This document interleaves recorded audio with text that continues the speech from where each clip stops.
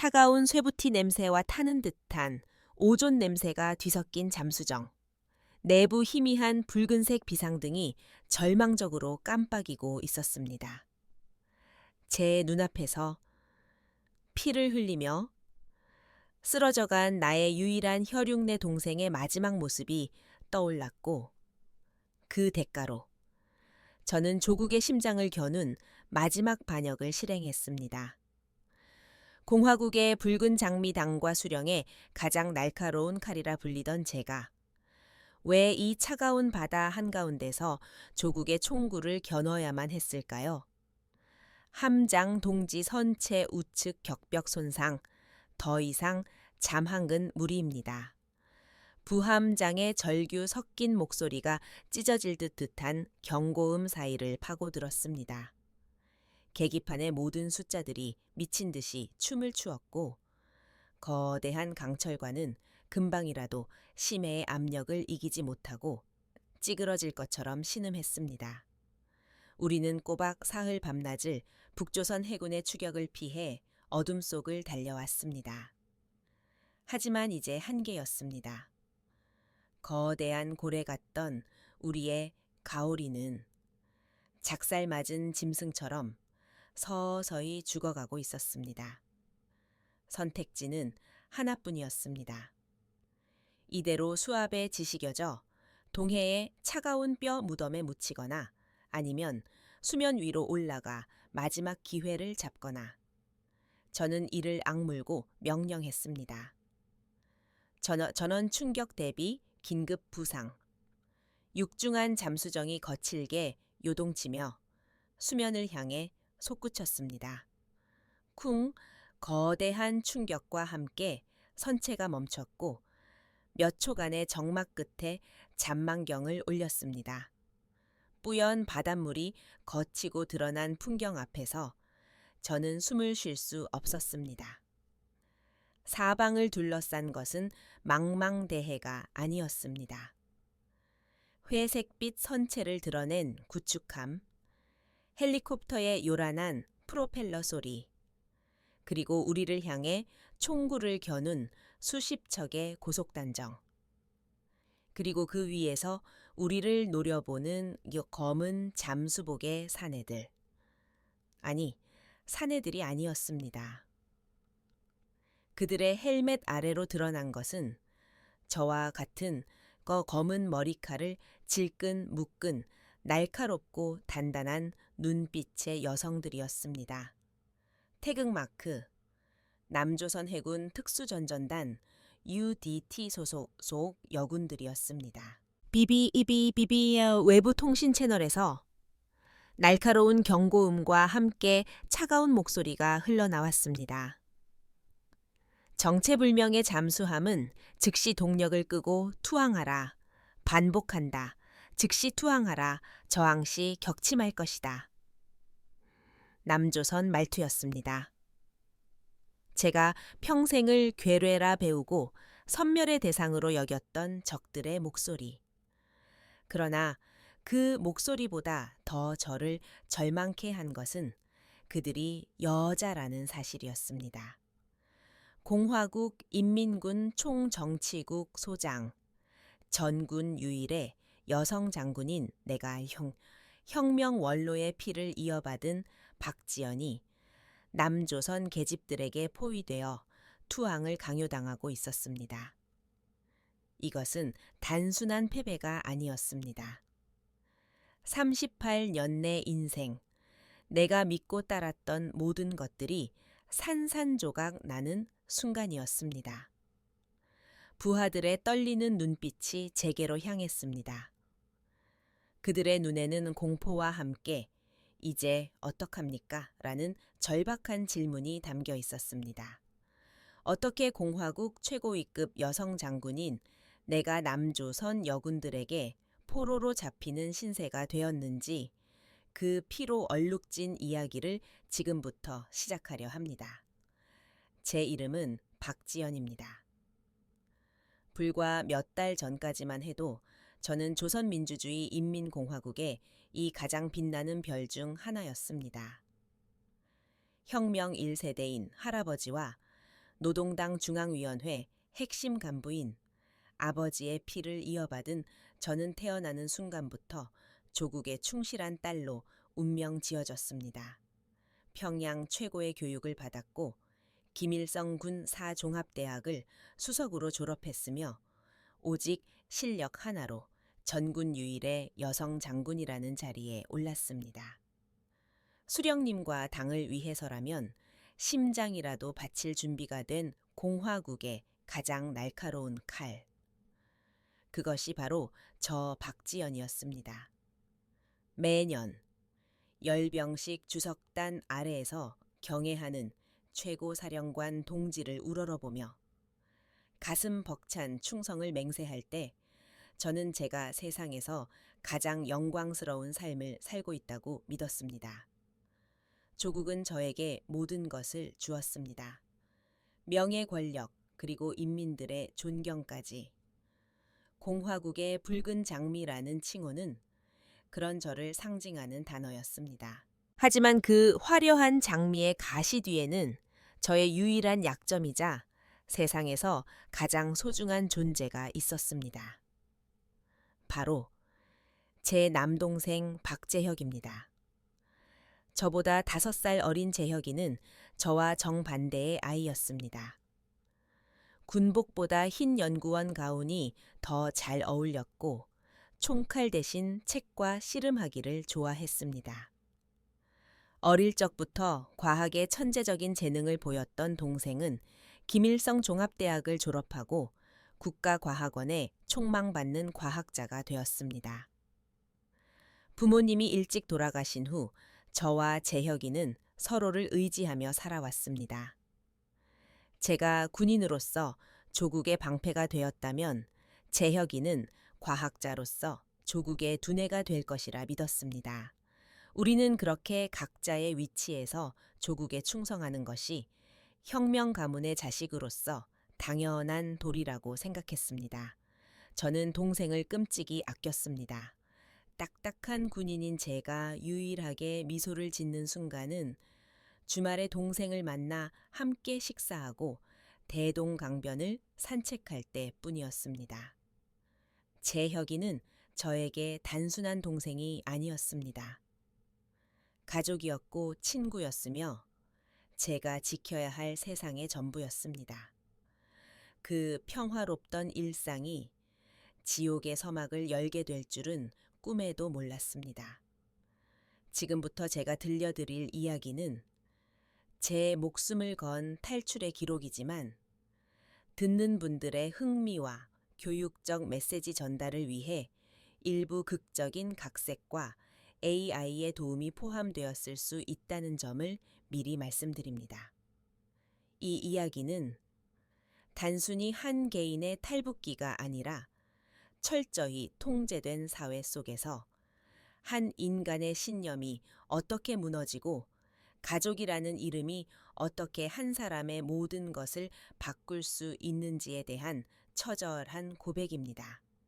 이런 충격적인 진실과 가슴 아픈 사연들을 매일 놓치지 않고 싶으시다면 지금 바로 구독과 좋아요 버튼을 눌러주십시오. 여러분의 작은 클릭 하나가 저 같은 사람들에게는 큰 힘이 됩니다. 그럼 모든 것을 잃게 만든 그 운명의 날, 그날의 이야기부터 시작하겠습니다. 제게 조국은 종교와도 같았습니다. 혁명 1세대였던 할아버지는 김일성 주석과 함께 한길 빨치산 활동을 하셨고 아버지는 평생을 노동당 중앙위원회에서 조국을 위해 헌신하셨습니다. 우리 가문의 피에는 오직 당과 수령을 향한 붉은 충성심만이 흐른다고 배웠습니다. 집안의 모든 벽에는 주석님과 장군님의 초상화가 걸려 있었고 매일 아침 식사 전에는 그분들의 만수무강을 비는 기도를 올리는 것이 우리 집의 첫 번째 일과였습니다. 제 어린 시절 기억은 온통 군복과 붉은 당기 그리고 아버지의 서재를 가득 채운 주체사상 서적들로 채워져 있습니다. 다른 아이들이 인형 놀이를 할 때 저는 아버지의 무릎에 앉아 혁명 열사들의 위훈을 들었고, 고무줄 놀이 대신 모형총을 분해하고 조립하는 법을 먼저 배웠습니다. 지연이는 사내 아이보다 낫다. 이 아이는 분명 공화국의 대들보가 될 거야.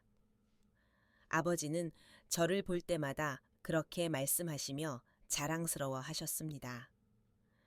그 기대에 부응하는 것이 제 삶의 유일한 목표였습니다. 저는 단 한 번도 그 길을 의심해 본 적이 없습니다. 김일성 군사종합대학에 입학했을 때 저는 여학생이라는 이유로 그 어떤 특혜도 거부했습니다. 남자 동기들보다 2배로 훈련했고 3배로 공부했습니다. 잠을 줄여가며 사격수를 연마했고 꽁꽁 얼어붙은 대동강 얼음을 깨고 동계 수중 침투 훈련에도 가장 먼저 자원했습니다. 독한 계집의 철의 여인. 동기들은 저를 그렇게 불렀지만 저는 오히려 그 별명이 자랑스러웠습니다. 연약함은 부르주아의 산물이며 혁명 전사에게는 오직 강철 같은 의지만이 필요하다고 믿었기 때문입니다. 그런 저에게도 유일하게 마음의 빗장을 열어 보이는 존재가 있었습니다. 바로 제 동생 재혁이었습니다. 저와 5살 터울인 재혁이는 마치 세상의 모든 부드러움을 모아 빚어낸 아이 같았습니다. 저를 쏙 빼닮아 이목구비는 뚜렷했지만 그 눈빛은 언제나 따뜻하고 선했습니다. 제가 군사 전략 서적을 파고들 때 재혁이는 낡은 과학 잡지를 보며 별들의 움직임을 계산했고, 제가 사격 훈련장에서 화약 냄새에 절어 있을 때 재혁이는 작은 실험실에서 풀꽃의 성분을 분석하며 밤을 새웠습니다. 우리는 달라도 너무 달랐지만 그래서 더 서로를 아끼고 의지했는지도 모릅니다.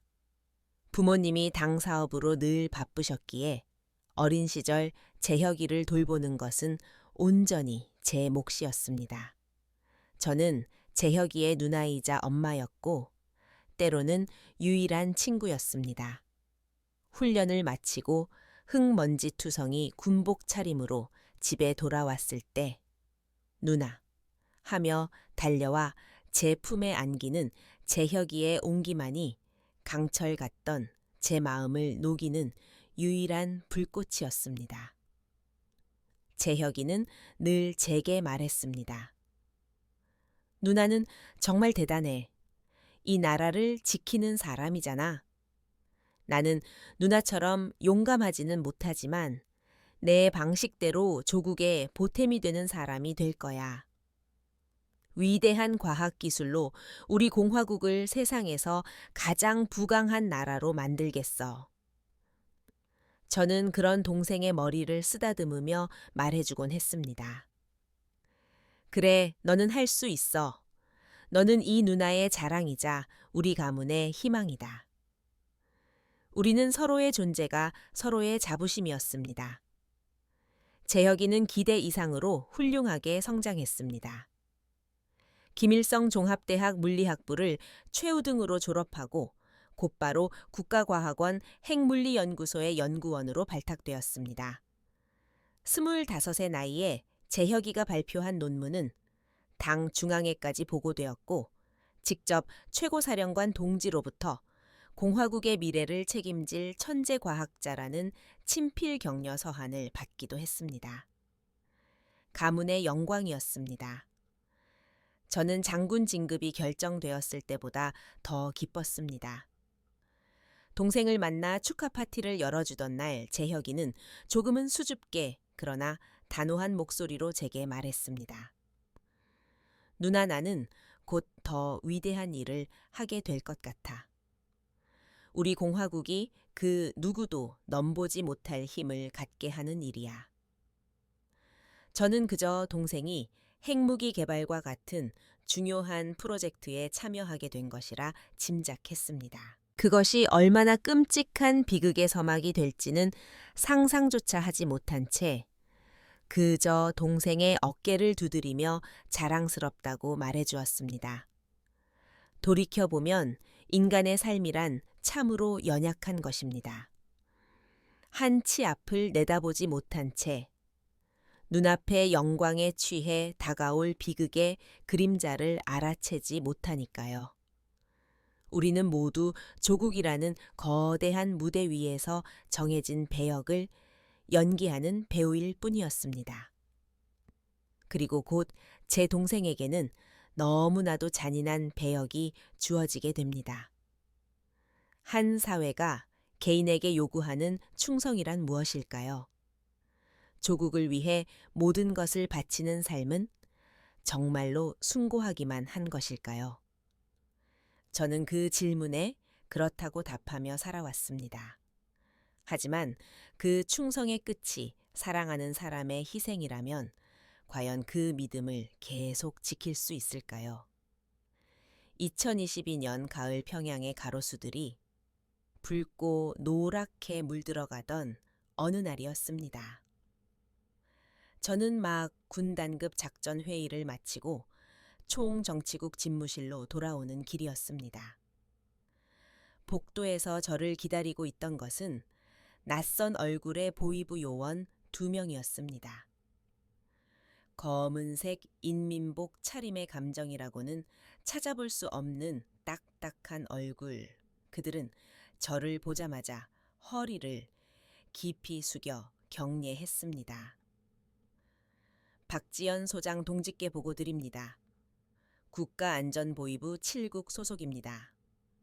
7국, 보위부 내에서도 가장 비밀스러운 임무를 수행하는 곳, 일명 그림자 부대라 불리는 곳이었습니다. 심장이 쿵 하고 내려앉는 기분이 들었습니다. 무슨 일인가? 제가 묻자 그들은 한 치의 망설임도 없이 대답했습니다. 박재혁 동지에 관한 일입니다. 그들은 제 집무실로 따라 들어와 한 장의 서류를 내밀었습니다. 최고사령관 동지의 직인이 선명하게 찍힌 특별 명령서였습니다. 내용은 간단했습니다. 국가과학원 박재혁 연구원을 국가안전보위부 직속 제8호 연구소에 특별연구원으로 임명한다. 이는 공화국의 존엄과 미래가 걸린 가장 영광스러운 혁명 과업이므로 박재혁 동지와 그 가족은 당의 명령에 절대적으로 복종해야 한다. 8호 연구소. 처음 들어보는 이름이었습니다. 저는 보위부 요원에게 물었습니다. 8호 연구소는 어떤 곳인가? 내 동생이 거기서 무슨 임무를 수행하게 되는 거지? 요원은 기계적인 목소리로 대답했습니다. 소장 동지, 그것은 국가 1급 비밀입니다. 저희도 구체적인 내용은 알지 못합니다. 다만 공화국의 자주권을 수호하기 위한 가장 위대한 과학 연구가 진행되는 곳이라고만 말씀드릴 수 있습니다. 더 이상 질문하는 것은 허락되지 않았습니다. 그들의 태도는 단호했고 명령서의 무게는 그 어떤 의문도 묵살할 만큼 무거웠습니다. 저는 그 명령을 가문의 영광으로 받아들여야만 했습니다. 최고사령관 동지께서 직접 제 동생의 재능을 인정하시고 가장 중요한 임무를 맡기신 것이니까요. 이것이야말로 혁명 가문의 후손으로서 누릴 수 있는 최고의 영예라고 스스로를 다독였습니다. 그날 저녁 저는 재혁이의 작은 아파트를 찾아갔습니다. 보위부 요원들이 이미 집 밖을 통제하고 있었습니다. 재혁이는 짐을 꾸리고 있었습니다. 몇 가지 옷과 책 몇 권이 전부인 단출한 짐이었습니다. 누나 왔어. 재혁이는 저를 보고 애써 웃어 보였지만 그 얼굴에는 불안한 기색이 역력했습니다. 재혁아, 이게 어떻게 된 일이니? 8호 연구소가 대체 어떤 곳이야? 제가 묻자 재혁이는 잠시 창밖을 바라보며 침묵했습니다. 창문 너머로 보위부 요원들의 그림자가 어른거렸습니다. 재혁이는 목소리를 낮춰 제게 속삭였습니다. 나도 잘 몰라, 누나. 그냥 생물학 관련 연구소라고만 들었어. 평양 외곽의 깊은 산속에 있는 곳이래. 오늘 바로 떠나야 한대. 생물학, 핵물리학을 전공한 동생에게 생물학 연구라니. 뭔가 앞뒤가 맞지 않았습니다. 걱정 마, 누나. 당에서 맡기신 중요한 임무일 거야. 나는 괜찮아. 누나야말로 몸 조심해야 해. 훈련 받다가 다치지 말고. 재혁이는 오히려 저를 위로했습니다. 하지만 저는 그 아이의 떨리는 손을 보고 말았습니다. 재혁이가 평소 아끼던 만년필을 제 손에 쥐어 주었습니다. 누나, 이거 가지고 있어. 내가 나중에 꼭 찾으러 갈게. 그것은 단순한 만년필이 아니었습니다. 어린 시절 제가 첫 월급을 타서 재혁이에게 선물한 것이었습니다. 재혁이는 그 만년필을 부적처럼 항상 지니고 다녔습니다. 그런 물건을 제게 맡긴다는 것은 어쩌면 아주 오랫동안 돌아오지 못할 것이라는, 혹은 돌아오지 못할 수도 있다는 불길한 예감의 표현이었을지도 모릅니다. 보위부 요원들이 문을 두드렸습니다. 박재혁 동지 떠날 시간입니다. 재혁이는 마지막으로 저를 꽉 안았습니다. 그 품이 너무나도 가늘고 약하게 느껴졌습니다.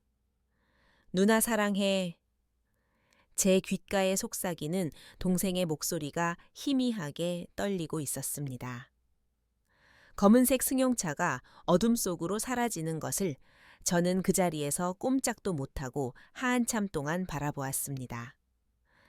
차가운 밤 공기가 폐부 깊숙이 스며들었습니다.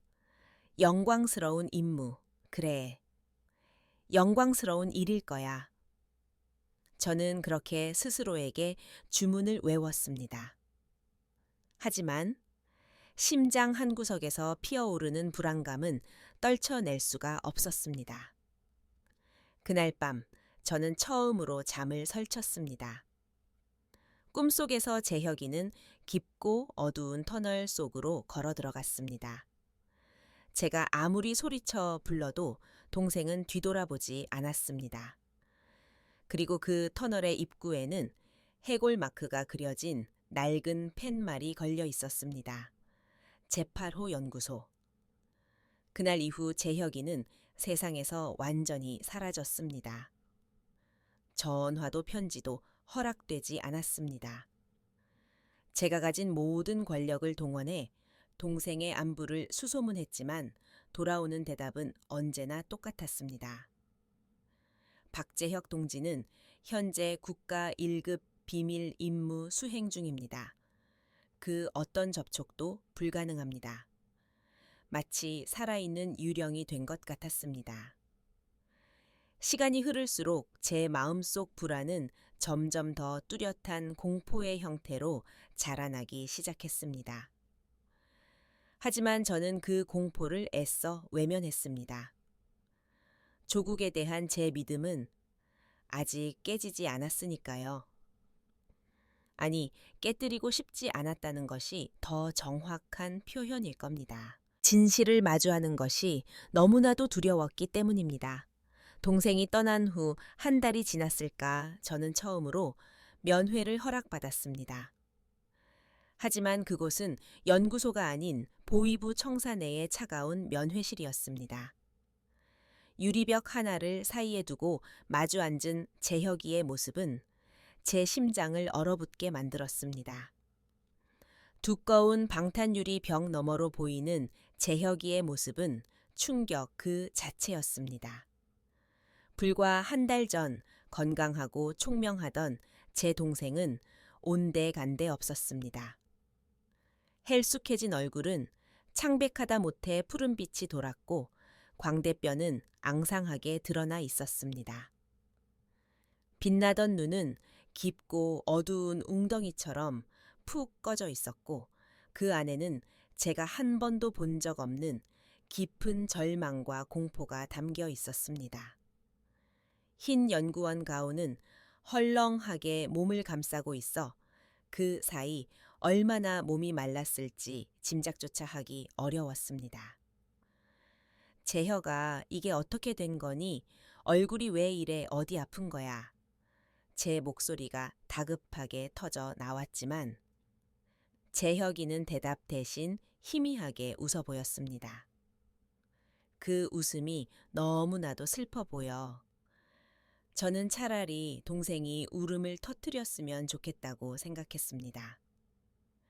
면회실에는 보위부 감시 요원 2명이 그림자처럼 서서 우리의 모든 것을 지켜보고 있었습니다.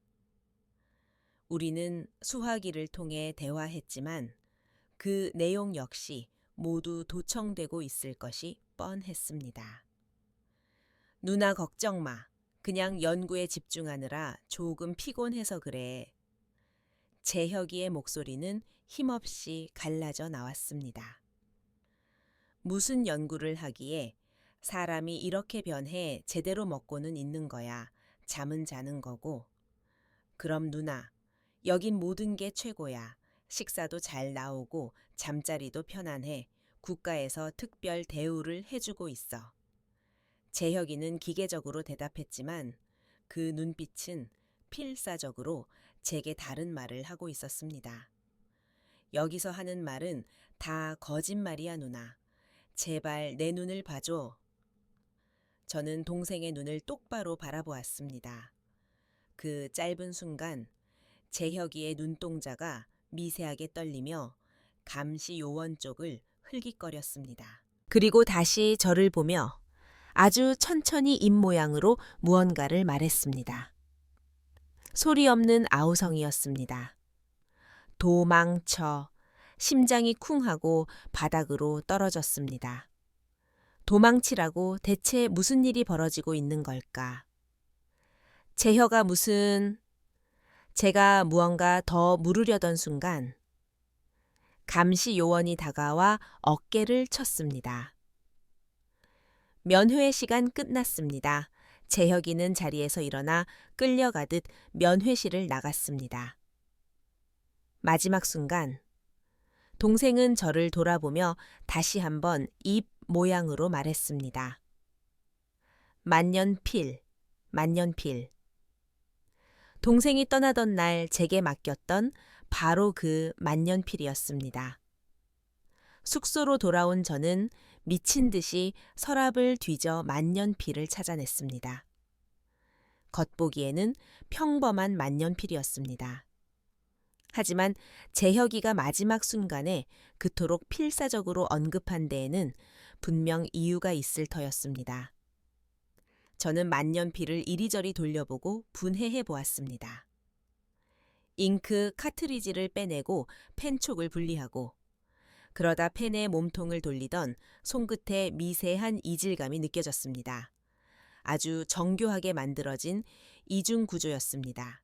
힘을 주어 비틀자, 딸깍 하는 소리와 함께 몸통이 분리되었고 그 안에서 작게 말린 종이 쪽지가 나왔습니다. 쌀알 2개 크기만 한 마이크로필름이었습니다. 저는 떨리는 손으로 필름을 펼쳤습니다.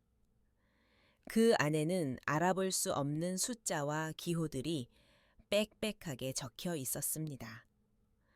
암호였습니다. 재혁이가 저만 알아볼 수 있도록 어릴 적 우리 둘만이 만들었던 암호 체계. 우리는 어릴 때부터 첩보 영화를 흉내내며 우리만의 암호를 만들어 편지를 주고받곤 했습니다. 누나는 장군, 나는 박사. 우리는 비밀 요원이야라며 낄낄대던 어린 시절의 추억이었습니다. 그 놀이가 지금 동생의 목숨을 구할 유일한 단서가 되어 제 손에 들려 있었습니다. 저는 밤을 새워 암호를 해독했습니다. 한 글자 한 글자 해독해 나갈 때마다 제 숨은 점점 가빠졌고 온몸의 피가 차갑게 식어갔습니다. 그 안에는 8호 연구소의 끔찍한 진실이 담겨 있었습니다. 그곳은 단순한 생물학 연구소가 아니었습니다. 신형 생화학 무기 일명 붉은 안개를 개발하는 곳이었습니다. 그리고 그 무기의 성능을 시험하기 위해 살아있는 사람을 대상으로 인체 실험을 자행하고 있었습니다. 실험 대상은 대부분 정치범 수용소에서 끌려온 반동 분자들이었지만 때로는 재혁이와 같은 과학자들도 실험의 일부가 된다는 내용이었습니다. 누나, 그들은 나를 속였어. 이곳은 지옥이야. 매일 밤 사람들이 비명을 지르며 죽어가. 다음은 내 차례가 될지도 몰라. 그들은 내 뇌를 원해. 내 지식을 이용해서 붉은 안개를 완성하고 나면 나 역시 실험체가 되거나 제거될 거야. 이 연구의 총책임자는 김철룡 상장이야. 누나의 직속상관인 바로 그 사람. 아무도 믿지 마. 누나마저 위험해. 도망쳐, 누나. 제발. 암호의 마지막 문장을 해독했을 때 저는 정신을 잃고 쓰러졌습니다. 차가운 바닥의 한기가 온몸으로 스며들었습니다. 깨어났을 때 동이 트고 있었습니다. 밤새 흘린 눈물로 종이는 축축하게 젖어 있었습니다. 저는 무너져 내렸습니다. 제가 믿었던 조국, 제가 충성을 맹세했던 당이 제 동생을 그리고 수많은 무고한 사람들을 상대로 이토록 끔찍한 만행을 저지르고 있었다니. 김철룡 상장, 제가 존경하고 따르던 아버지의 오랜 친구이자 제 후견인과도 같았던 그 사람이 이 모든 지옥의 총책임자라니. 모든 것이 거짓이었습니다. 제가 쌓아 올린 모든 신념의 탑이 한순간에 무너져 내렸습니다. 이후 몇 달간 저는 제정신이 아니었습니다. 겉으로는 완벽한 군인의 모습을 연기했지만 속은 썩어 문드러지고 있었습니다. 동생을 구해야 한다는 생각과 이 거대한 악에 맞서 싸워야 한다는 분노, 그리고 발각될지도 모른다는 공포가 뒤섞여 저를 미치게 만들었습니다. 저는 김철룡 상장을 남몰래 감시하기 시작했습니다. 그의 일거수일투족, 그가 만나는 사람들, 그가 주고받는 비밀 통신까지 제 직위를 이용해 접근할 수 있는 모든 정보를 긁어 모았습니다. 그러던 중 김철룡이 8호 연구소의 실험 데이터를 담은 이동식 저장 장치 USB를 항상 몸에 지니고 다닌다는 사실을 알게 되었습니다. 그 안에는 붉은 안개의 모든 것, 그리고 그동안 희생된 사람들의 명단이 들어있을 것이 분명했습니다. 저것만 손에 넣으면 이 모든 만행을 세상에 알릴 수 있다. 하지만 어떻게 그때 저에게 절망적인 소식이 전해졌습니다. 제 동생이 영웅적으로 순직했다는 한 장의 통지서와 함께. 이 이야기는 실화를 바탕으로 하지만 극적인 재미와 메시지 전달을 위해 일부 내용이 각색되었거나 AI의 창작이 가미되었을 수 있습니다. 이야기의 본질은 사실 그 자체보다 그 안에 담긴 인간의 고뇌와 선택에 있음을 기억해 주시기 바랍니다. 박재혁 동지는 위대한 조국과 당을 위해 신형, 국방, 과학 기술을 개발하던 중 불의의 사고로 영웅적으로 순직하였음.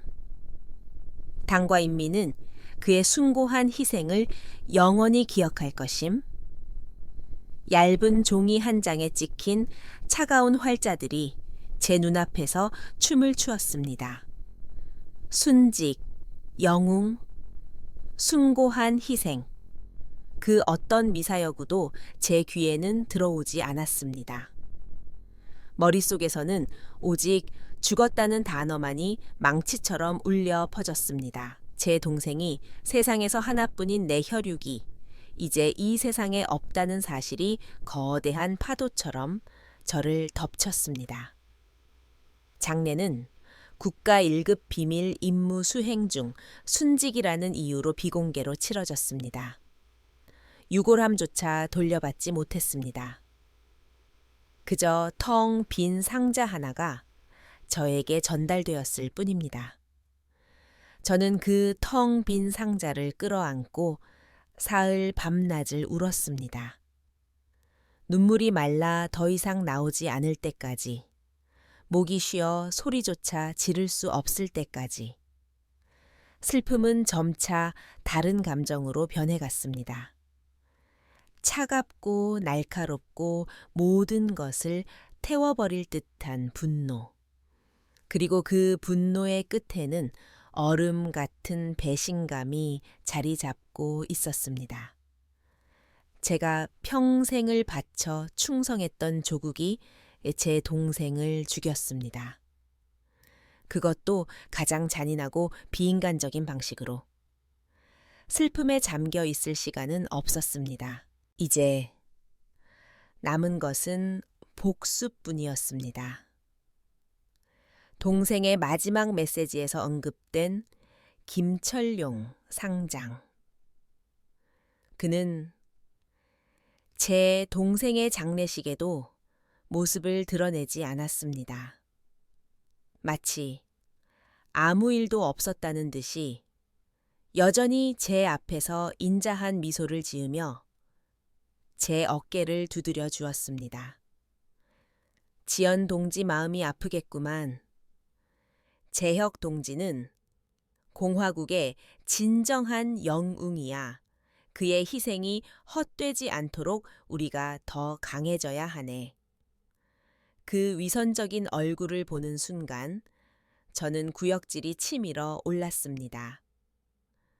저 손으로 제 동생을 죽음으로 내몬 명령서에 서명했을 것을 생각하니 당장이라도 허리에 권총을 뽑아 그의 머리에 구멍을 내고 싶었습니다. 하지만 참았습니다. 단순한 복수로는 부족했습니다. 저는 김철용 개인뿐만 아니라 그가 속한 이 끔찍한 시스템 전체를 무너뜨리고 싶었습니다. 그러기 위해서는 증거가 필요했습니다. 동생이 언급했던 8호 연구소의 모든 비밀이 담긴 이동식 저장 장치. 그날 이후 저는 김철용의 그림자가 되었습니다. 군단 작전 계획을 보고한다는 핑계로 그의 집무실을 드나들었고 회의 시간에는 그의 옆자리에 앉아 모든 것을 관찰했습니다. 그는 항상 목에 군번줄처럼 보이는 목걸이를 하고 다녔는데 그 끝에 달린 작은 금속 펜던트가 바로 이동식 저장 장치라는 것을 저는 직감했습니다. 문제는 어떻게 그것을 손에 넣느냐였습니다. 그는 잠을 잘 때나 샤워를 할 때조차 그것을 몸에서 떼어놓지 않았습니다. 경호 또한 삼엄했습니다. 하지만 제게는 다른 이들이 갖지 못한 무기가 있었습니다. 바로 김철용의 신뢰였습니다. 그는 저를 자신의 딸처럼 아꼈고 제가 자신을 절대적으로 따른다고 믿고 있었습니다. 저는 그 신뢰를 이용하기로 했습니다. 작전은 치밀하게 계획되었습니다. 저는 김철용이 매주 금요일 저녁 평양 외곽의 비밀 별장에서 내각 간부들과 비밀 파티를 연다는 사실을 알아냈습니다. 그곳은 외부와의 통신이 철저히 차단되고 경호도 비교적 허술해지는 유일한 장소였습니다. 저는 그날 긴급 군사 동향 보고라는 거짓 명목으로 별장을 찾아갔습니다. 술과 웃음소리가 가득한 별장. 그 안에서 벌어지는 부패와 타락의 현장은 제 분노를 더욱 들끓게 했습니다. 저는 김철룡에게 단둘이 드릴 말씀이 있다며 그를 서재로 유인했습니다. 무슨 일인가 지연 동지, 이렇게 급하게. 술에 취해 붉어진 얼굴로 그가 물었습니다.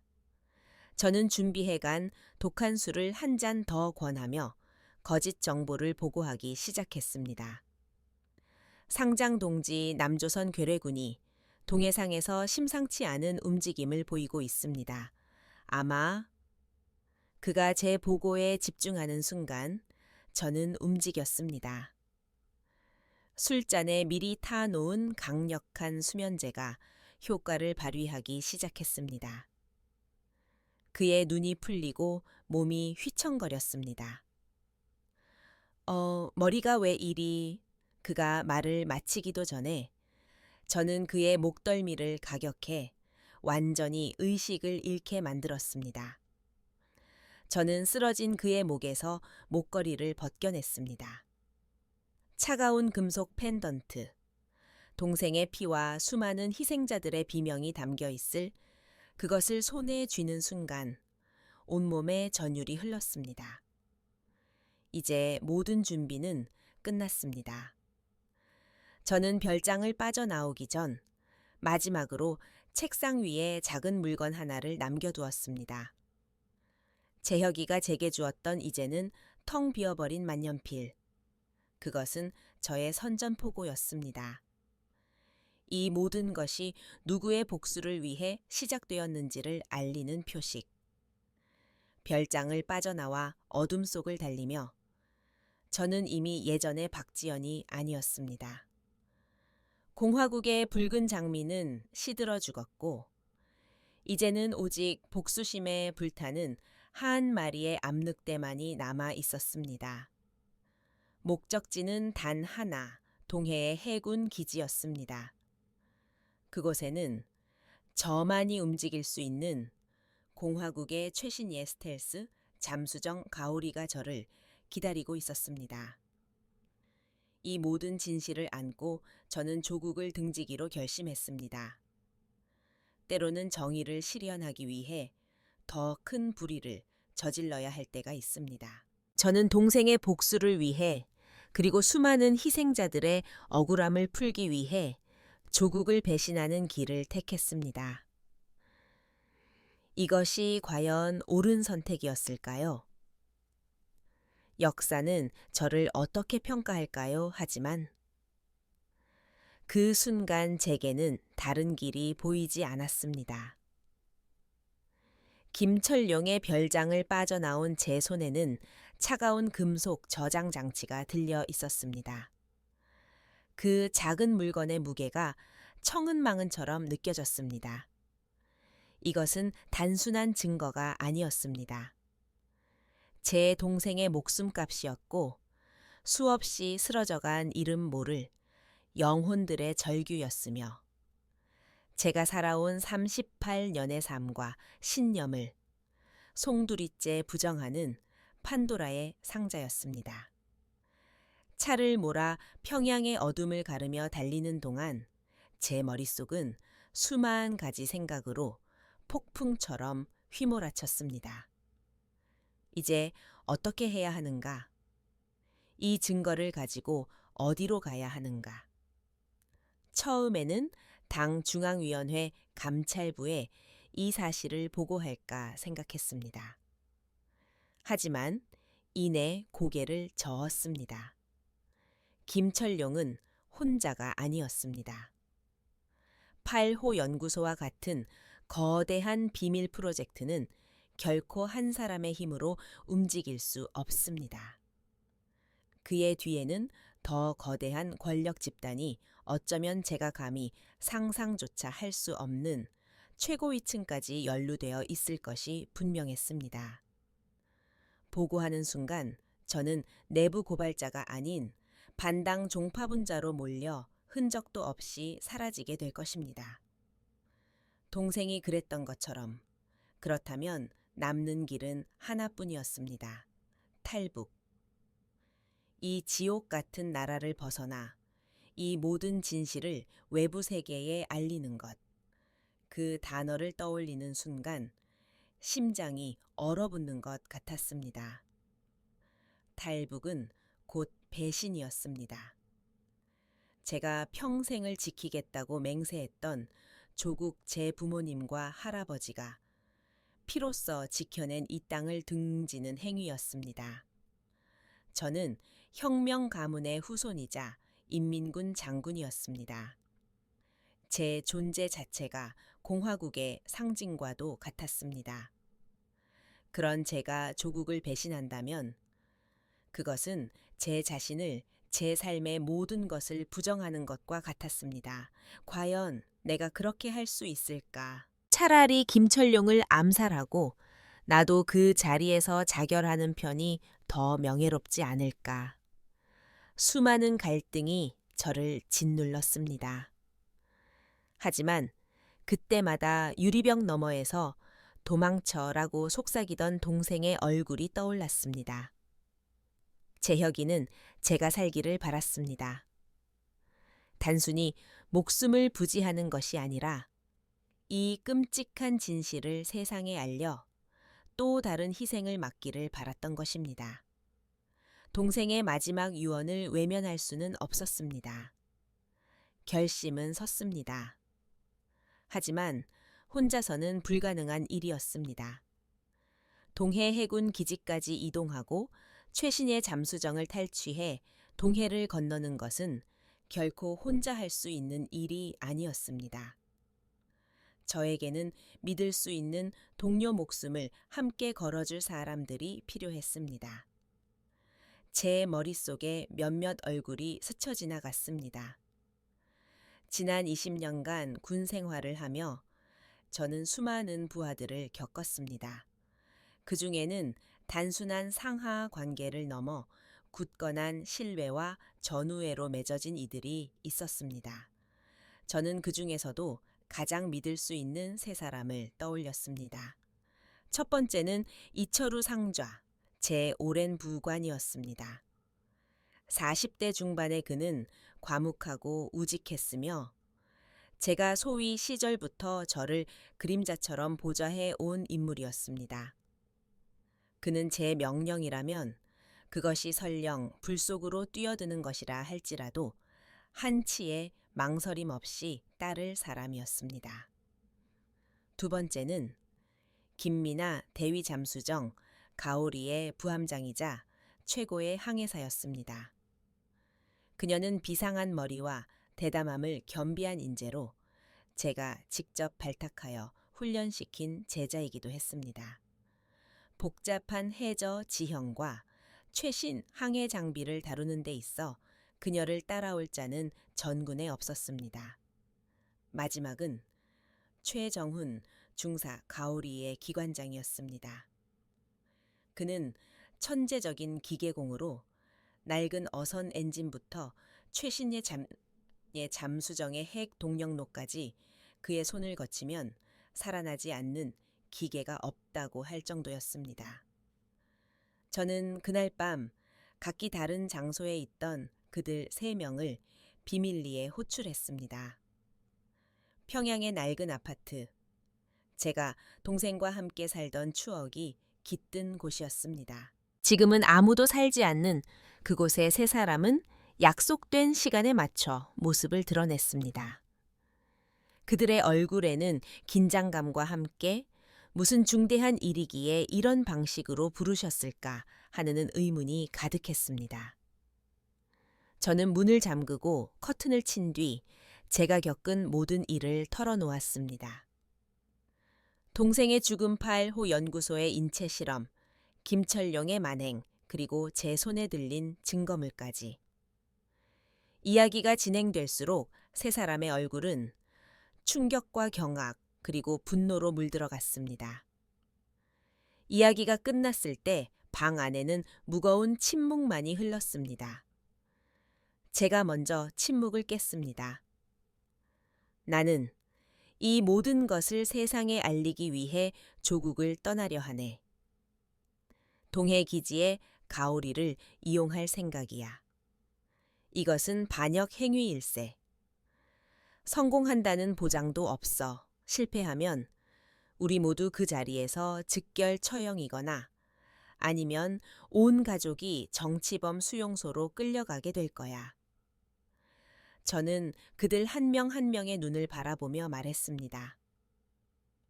이것은 명령이 아니네. 강요할 수도 없는 일이야.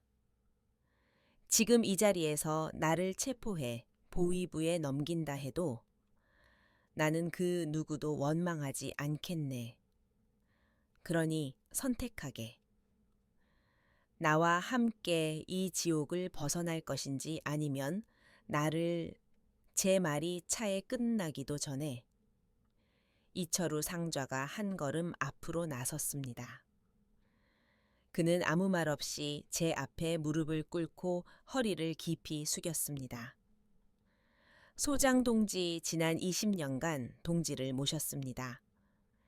제 목숨은 이미 동지의 것입니다.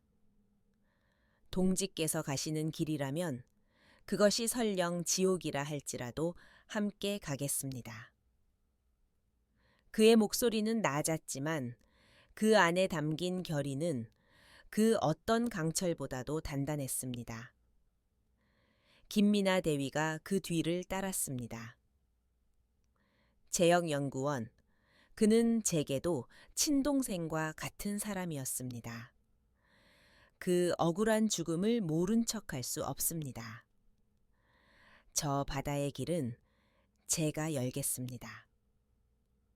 마지막으로 최정훈 중사가 주먹을 불끈 쥐며 말했습니다. 이런 개 같은 세상 더 이상은 못 참겠습니다. 저 가오리의 심장은 제가 책임지겠습니다. 마지막 한 순간까지 뛰게 만들겠습니다. 그 순간 제 눈에서 뜨거운 눈물이 흘러내렸습니다. 저는 혼자가 아니었습니다. 이 차갑고 어두운 절망 속에서 저와 뜻을 함께할 동지들이 있었습니다. 우리는 그 낡은 아파트에서 서로의 손을 맞잡고 새로운 맹세를 했습니다. 그것은 당과 수령을 향한 맹세가 아닌 인간의 존엄성과 진실을 위한 우리들만의 피의 맹세였습니다. 이제 주사위는 던져졌습니다. 돌아올 수 없는 강을 건넜습니다. 동해의 검푸른 파도가 우리의 운명을 기다리고 있었습니다. 우리는 동이 트기 전 마지막 작전 회의를 시작했습니다.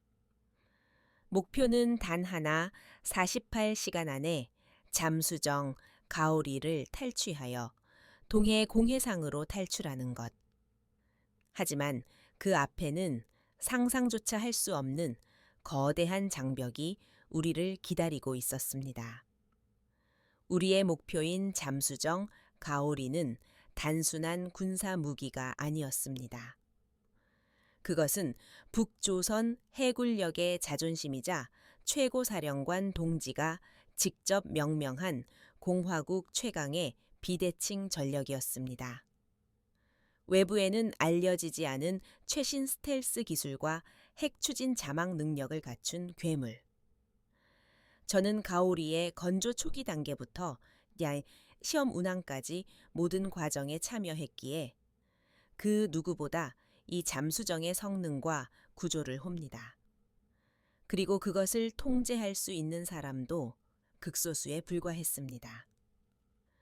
바로 그 점이 우리의 유일한 희망이었습니다. 저는 제 직위를 이용해 가오리의 긴급 시험 운항 명령을 위조하기로 했습니다. 김철룡의 저장 장치를 손에 넣기 전부터 만약의 사태를 대비해 그의 서명과 직인 패턴을 수집해 두었던 것이 결정적인 역할을 했습니다. 최정훈 중사는 그의 천재적인 기술을 이용해 김철룡의 컴퓨터에서 니티리지관이요 뺏어직인 파일을 복제하고 이철우 상좌는 그의 정보망을 통해 최고사령부의 공식 명령서 양식을 입수했습니다. 우리는 동생의 아파트에 숨어 밤을 새워 완벽한 가짜 명령서를 만들어냈습니다. 동해상에서 미제와 괴로의 연합 함대의 특수도발 징후 포착, 즉시 가오리를 출항시켜 적의 동태를 감시하고 필요시 선제 타격할 준비를 갖출 것. 내용은 대담했지만 그럴듯했습니다.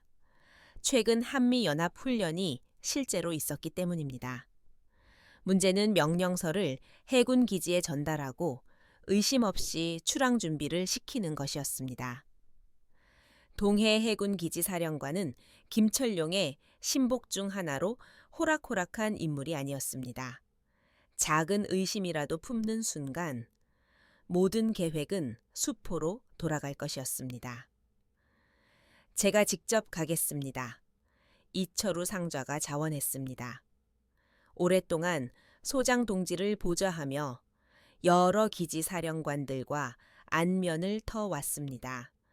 제가 직접 명령서를 전달하며 상장 동지의 구두 지시 사항을 함께 전한다면 감히 의심하지 못할 겁니다. 그것은 매우 위험한 임무였습니다. 만약 사령관이 확인을 위해 김철룡에게 직접 연락이라도 취하는 날엔 이철우 상좌는 그 자리에서 체포될 것이 뻔했습니다. 하지만 우리에게 다른 방법은 없었습니다. 이철우 상좌가 기지로 떠난 후 남은 우리 세 사람은 초조하게 결과를 기다렸습니다. 1시간, 2시간, 시간이 흐를수록 피가 마르는 것 같았습니다. 마침내 약속된 암호 신호가 도착했습니다. 붉은 장미 만개 준비 완료. 작전은 성공이었습니다. 이철우 상좌가 무사히 기지 사령관을 설득했고 기지는 가오리의 긴급 출항 준비에 들어갔습니다. 이제 남은 것은 우리가 기지에 잠입하여 가오리에 탑승하는 것이었습니다. 기지는 최고 등급의 보안구역. 저희 넷이라 할지라도 정면으로 들어가는 것은 불가능했습니다. 김민하 대위가 방법을 제시했습니다. 기지 외곽에는 냉각수를 공급하는 거대한 해수 유입관이 있습니다. 직경이 2m에 달해 사람이 충분히 드나들 수 있습니다. 정기 점검 외에는 거의 사용되지 않아 감시도 허술합니다. 그녀는 가오리의 항해사로서 기지의 모든 도면을 머릿속에 꿰고 있었습니다. 우리는 야음을 틈타 차가운 바닷물 속으로 뛰어들었습니다. 칠흑 같은 어둠 속에서 오직 서로의 숨소리에 의지한 채 미끄러운 유입관 내부를 기어서 나아갔습니다. 한 치 앞도 보이지 않는 어둠 속에서 소의 비린내와 축축한 물이끼 냄새가 코를 찔렀습니다. 얼마나 기었을까 마침내 작은 격자문의 틈으로 희미한 불빛이 새어 들어왔습니다. 가오리가 정박한 드라이독 내부였습니다. 우리는 격자를 뜯어내고 소리 없이 안으로 잠입했습니다. 거대한 가오리의 검은 선체가 위압적인 모습을 드러냈습니다. 주변에는 출항 준비를 위해 분주하게 움직이는 수병들의 모습이 보였습니다. 우리는 그들의 눈을 피해 배의 하부 통로를 통해 가오리 내부로 잠입하는 데 성공했습니다. 작전 개시 48시간만 우리는 마침내 가오리의 심장부인 중앙통제실에 도달했습니다. 최정훈 중사는 곧바로 동력 시스템을 장악했고 김민아 대위는 항해 시스템을 통제하기 시작했습니다. 이철우 상좌는 내부 통신을 장악하여 외부와의 교신을 차단했습니다. 그리고 저는 함장의 자리에 앉아 출항 명령을 내렸습니다. 잠수정 가오리 지금 즉시 출항한다. 가오리에 탑승한 최소한의 필수 운항 인원들은 모두 제가 직접 선발한 저에게 절대적으로 충성하는 이들이었지만 그들조차 이 출항의 진짜 목적을 알지는 못했습니다. 그들은 이것이 최고사령관 동지의 특별 명령에 따른 비밀 작전이라고 굳게 믿고 있었습니다. 그들의 믿음이 곧 우리의 방패였습니다. 육중한 강철 선체가 서서히 움직이기 시작했습니다. 드라이독의 수문이 열리고 가오리는 어두운 동해의 심장을 향해 미끄러져 나아갔습니다. 기지를 완전히 벗어나 망망대해로 접어들었을 때 저는 첫 번째 명령을 내렸습니다. 목표 방위 180, 최대 속력으로 남하한다. 그 순간 김민아 대위와 몇몇 승조원들의 얼굴에 당혹감이 스쳐 지나갔습니다. 남쪽, 그것은 명백히 적의 방향이었습니다. 소장, 동지 목적지가 남쪽입니까? 김민아 대위가 조심스럽게 물었습니다. 저는 통제실의 모든 승조원들을 돌아보며 제복 안주머니에서 김철룡의 이동식 저장 장치를 꺼내 보였습니다. 동무들, 지금부터 우리는 공화국을 위한 작전을 수행하는 것이 아니다. 제 목소리는 강철처럼 차갑고 단호했습니다. 우리는 썩어빠진 조국을 심판하고 억울하게 죽어간 동생과 동포들의 원한을 풀기 위한 복수의 여정을 시작한다. 이 길의 끝은 자유가 될 수도 죽음이 될 수도 있다. 나를 따를 수 없는 자는 지금 말하라. 통제실 안에는 숨 막히는 침묵이 흘렀습니다. 모두의 시선이 제 손에 들린 작은 저장 장치에 고정되었습니다. 그들의 충격과 혼란이 차가운 공기를 타고 제게도 전해졌습니다.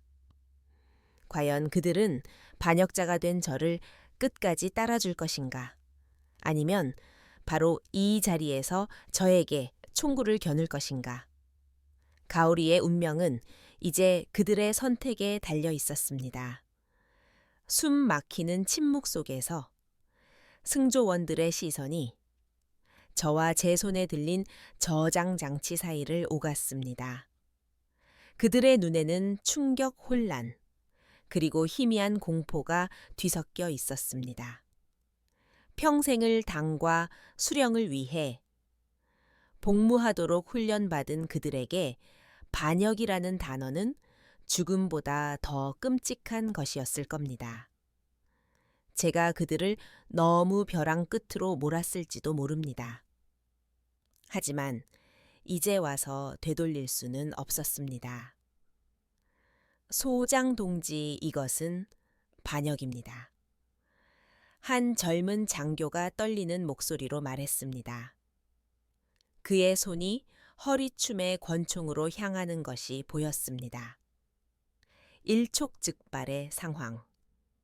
이철우 상좌가 조용히 그의 앞을 가로막았습니다. 그때였습니다. 통제실의 스피커에서 갑자기 지직거리는 소리와 함께 다급한 목소리가 터져 나왔습니다. 여기는 동해함대 사령부 가오리, 즉시 응답하라. 귀함의 현재 위치와 임무 내용을 보고하라. 외부와의 통신을 차단했지만 기지사령부가 비상채널을 통해 강제로 접속을 시도한 것이었습니다. 김철룡이 깨어났거나 혹은 누군가 우리의 계획을 눈치챈 것이 분명했습니다. 모두 들었을 것이다. 제가 목소리를 높였습니다. 우리는 이미 돌아갈 수 없는 강을 건넜다. 지금 나를 막는다면 우리는 모두 저 추격대의 어로에 맞아 이 차가운 바닷속에 수장될 뿐이다. 하지만 나와 함께 간다면 최소한 살아남아 진실을 알릴 기회라도 얻게 될 것이다. 제 말이 끝나자마자 레이더 스크린에 붉은 점들이 나타나기 시작했습니다. 적함 포착 7시 방향 거리 50km 고속으로 접근 중입니다. 김민아 대위가 외쳤습니다. 북조선 해군의 최신예 추격함대였습니다. 김철룡이 보낸 것이 틀림없었습니다. 선택의 시간은 끝났습니다. 권총을 잡으려던 젊은 장교는 결국 손을 내렸습니다. 그의 눈빛은 여전히 혼란스러웠지만 눈앞의 현실을 부정할 수는 없었을 겁니다. 전원 전투 배치, 제가 명령했습니다. 최정훈 기관장 스텔스 모두 가동 김민아 대위 해저 협곡으로 기동하여 적의 소나를 회피한다. 승조원들은 반사적으로 움직이기 시작했습니다. 수십 년간 몸에 밴 훈련의 결과였습니다. 혼란 속에서도 그들은 각자의 위치에서 자신이 해야 할 일을 정확히 알고 있었습니다. 가오리는 유령처럼 소음을 줄이고 어두운 심해 속으로 미끄러져 들어갔습니다. 그때부터 숨 막히는 추격전이 시작되었습니다. 위에서는 적의 구축함들이 음파 탐지기 소나를 쏘아대며 샅샅이 바닥을 훑었고 우리는 복잡한 해저 산맥과 협곡 사이를 아슬아슬하게 빠져나가며 그들의 탐지를 피했습니다. 스크린 위에서 붉은 점과 녹색 점이 쫓고 쫓기는 숨바꼭질을 벌이는 동안 잠수정 내부는 땀과 긴장으로 가득 찼습니다. 몇 번의 위기가 있었습니다. 갑자기 나타난 해저 화산에 부딪힐 뻔하기도 했고 좁은 협곡을 통과하다 선체가 암벽에 긁히기도 했습니다. 그때마다 최정훈 중사의 신들린 듯한 기관 제어 능력과 김민아 대위의 천재적인 항해술 덕분에 간신히 위기를 넘길 수 있었습니다. 하지만 적은 끈질겼습니다. 특히 추격 함대를 지휘하는 자는 가오리의 성능을 너무나도 잘 알고 있는 듯 했습니다. 김철룡이 직접 지휘하고 있는 게 틀림없습니다. 이철우 상좌가 낮은 목소리로 말했습니다. 그는 가오리의 모든 약점을 꿰뚫고 우리가 갈 만한 경로를 예측하여 미리 그물을 쳐놓고 있었습니다. 꼬박 하루를 쫓고 쫓기던 그때 최악의 상황이 발생했습니다. 경고적 어뢰 발사, 레이더 경보가 미치듯이 울렸습니다. 적들이 우리의 예상 경로에 어뢰를 발사하여 우리를 함정 밖으로 몰아내려는 것이었습니다. 우현으로 급선회 디코이 발사, 김민아 대위가 외쳤습니다. 가오리는 거대한 몸체를 비틀어 어뢰를 피하는 동시에 적의 어뢰를 교란하기 위한 기만기를 발사했습니다. 쾅쾅 잠수정 근처에서 어뢰가 폭발하며 엄청난 충격파가 선체를 강타했습니다.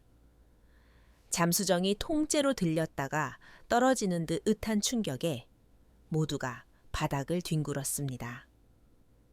기관실 손상 보고 최정훈 중사, 제가 소리쳤지만 대답이 없었습니다. 통신이 끊긴 것이었습니다. 바로 그때 통제실의 조명이 몇 번 깜빡이더니 붉은색 비상등을 제외한 모든 불이 꺼졌습니다. 전력 차단 보조 동력으로 전환합니다. 암흑 속에서 김민아 대위의 목소리가 울렸습니다. 우리는 가장 깊고 어두운 바닷속에서 길 잃은 유령선이 되어버렸습니다. 추격대는 바로 머리 위에 있었고 우리의 심장은 언제 터질지 모르는 시한폭탄처럼 뛰고 있었습니다. 이 깊은 어둠 속에서 우리는 과연 살아남을 수 있을까요? 본 영상 콘텐츠는 시청자 여러분의 극적인 재미를 위해 일부 상황을 재구성하거나 AI를 활용한 창작적 묘사를 포함하고 있습니다. 이야기의 감동과 교훈을 효과적으로 전달하기 위한 장치이므로 너그러이 이해해 주시기 바랍니다. 칠흑 같은 어둠과 적막, 붉은 비상등만이 간헐적으로 깜빡이며 우리들의 창백한 얼굴을 비추었습니다. 주 동력원이 끊긴 가오리는 거대한 강철관이 되어 심해의 압력을 온몸으로 견디며 천천히 가라앉고 있었습니다. 머리 위에서는 여전히 적추격대의 소나가 핑, 핑 하는 죽음의 소리를 내며 우리를 훑고 지나갔습니다. 최정훈 중사 응답하라. 제가 비상통신 채널로 계속 외쳤지만 돌아오는 것은 지직거리는 소음뿐이었습니다. 기관실과의 연결이 완전히 끊긴 것이 분명했습니다. 이대로라면 우리는 산소 부족과 수압으로 서서히 죽음을 맞이하게 될 것입니다. 승조원들의 얼굴에 절망의 빛이 깃들기 시작했습니다. 바로 그때 통제실의 두꺼운 강철문이 굉음과 함께 열렸습니다. 온몸이 기름과 그을음으로 뒤덮인 최정훈 중사가 비틀거리며 들어왔습니다. 그의 이마에서는 피가 흐르고 있었습니다. 기관장, 쿨럭, 소장동지 보고 드립니다. 그는 거친 숨을 몰아쉬며 경례를 붙였습니다. 어뢰의 충격으로 냉각수 파이프가 파열됐습니다. 원자로가 과열되고 있어 이대로라면 멜트다운이 일어날 수도 있습니다. 멜트다운. 해결료가 녹아내리는 최악의 사고.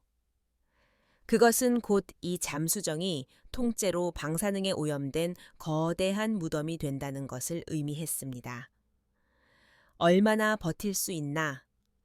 수동으로 냉각 시스템을 복구해야 합니다. 하지만 파열된 구간의 방사능 수치가 너무 높습니다. 접근하는 것 자체가 자살 행위입니다.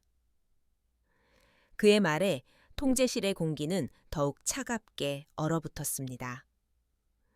모두가 죽음을 예감한 순간이었습니다. 저는 최정훈 중사의 어깨를 잡았습니다. 방법을 찾아내게. 자네는 할 수 있어. 어떻게든 원자로를 멈추고 보조 동력을 살려내야 해. 이건 명령이다. 제 눈을 똑바로 바라보던 최정훈 중사는 이를 악물고 고개를 끄덕였습니다. 그는 2명의 부하를 데리고 다시 지옥 같은 기관실로 향했습니다. 그들의 뒷모습은 마치 사지로 향하는 전사의 모습과도 같았습니다. 시간이 흘렀습니다. 1분 1초가 영원처럼 느껴졌습니다. 우리는 머리 위를 맴도는 추격대의 소나 소리를 들으며 언제 터질지 모르는 원자로의 공포 속에서 숨죽여 기다렸습니다. 그때였습니다. 가오리가 한번 크게 덜컹거리더니 꺼졌던 계기판의 불이 하나둘씩 들어오기 시작했습니다. 보조동력 복구됐습니다. 김미나 대위가 외쳤습니다. 최정훈 중사가 해낸 것이었습니다. 목숨을 걸고 방사능에 오염된 기관실로 들어가 수동으로 원자로를 안정시키고 최소한의 동력을 살려낸 것입니다. 하지만 기쁨도 잠시 기관실에서 비상 인터컴이 연결되었습니다. 소장 동지 최정훈입니다. 그의 목소리는 심하게 잠겨 있었습니다.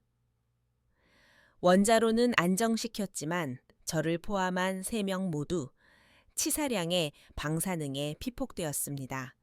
아마 며칠을 넘기기 힘들 것 같습니다. 저는 아무 말도 할 수 없었습니다. 하지만 후회는 없습니다. 마지막으로 소장 동지의 명령을 수행할 수 있어 영광이었습니다.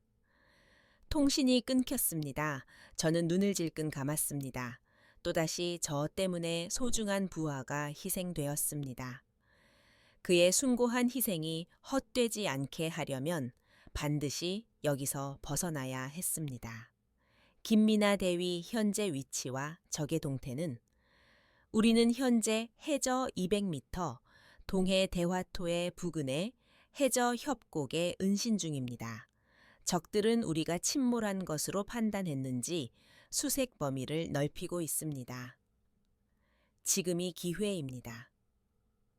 좋다. 지금부터 유령처럼 움직인다. 모든 소음을 차단하고 해저 지형을 따라 최대한 남쪽으로 이동한다.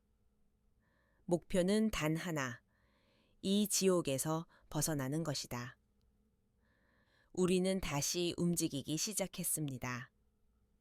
보조 동력만으로는 빠른 속도를 낼 수 없었지만 김미나 대위는 해저 지도를 완벽하게 이용하여 마치 물고기처럼 해저 산맥의 그림자를 타고 이동했습니다. 우리는 꼬박 하루를 더 그렇게 어둠 속에서 사투를 벌였습니다. 식량도 깨끗한 물도 바닥나고 있었습니다.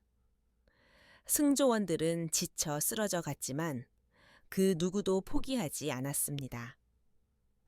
최정훈 중사와 그의 부하들의 희생이 우리 모두에게 마지막 힘을 불어넣어 주었습니다. 그리고 마침내 레이더 스크린에 희미한 변화가 감지되었습니다. 소장 동지 전방에 수많은 선박 신호가 잡힙니다. 군함입니다. 엄청난 수입니다. 김미나 대위의 목소리가 떨리고 있었습니다. 또 다른 추격대인가. 하지만 뭔가 이상했습니다. 선박들의 신호 패턴은 북조선 해군의 것이 아니었습니다. 더 크고 더 조직적이며 더 강력한 신호.